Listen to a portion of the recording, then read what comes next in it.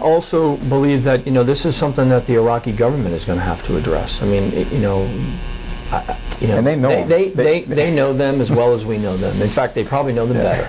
And so this is, if they come back and they, create internal strife, then they're going to have to address that. And some of those individuals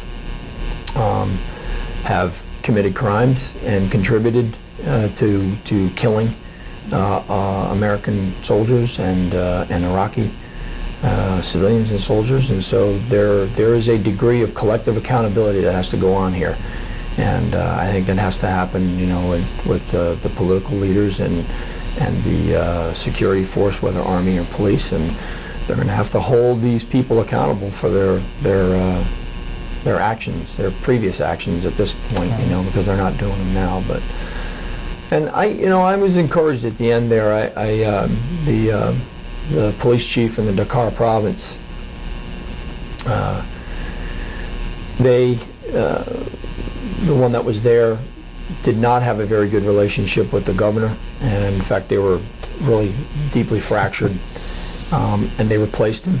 And the new police chief that came in, a Brigadier General Sabah, was came from Baghdad, and the governor initially didn't want him there, but the guy was impartial. I mean, he was doing his job, and he was doing it as an Iraqi first, and it was really an encouraging sign to have him come down there and do that, and he started to pull in the special tactics unit from the police, and working with the Army, and he was working with the governor, although the governor initially didn't want him.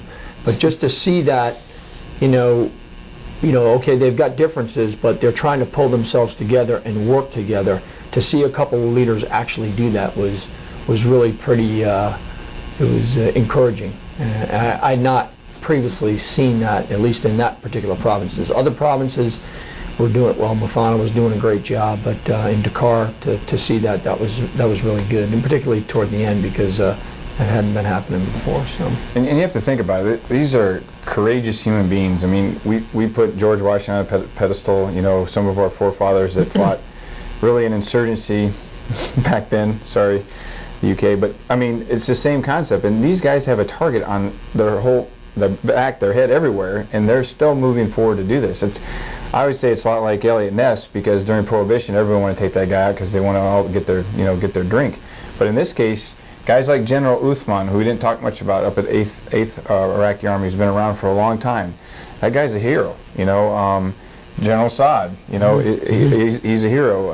General Saban, those guys that are living basically fearless every day because their life could be taken away at any time. Go back to Abu Bakr and the January piece. I mean, true heroes, to be able to sit with them and discuss, and granted, to us, it's like 82nd Airborne. We have no fear either. But to sit in the same room and be able to have that, it's a very proud moment to be part of that and to see that growth. So that's my kind of bite on the courageousness of those individuals and the time we did. Very short time. I mean, it seems long for families. I know my wife would hit me, but 14 months seems long. But really, 14 months is just a drop in the bucket, because you got to remember, you bring up eating soup with a knife. Counterinsurgency wasn't one for at least 12 years. It takes a lot of time, and the folks that don't want to see it work, they have time on their side, and they'll wait it out, and they'll wait to see who changes out.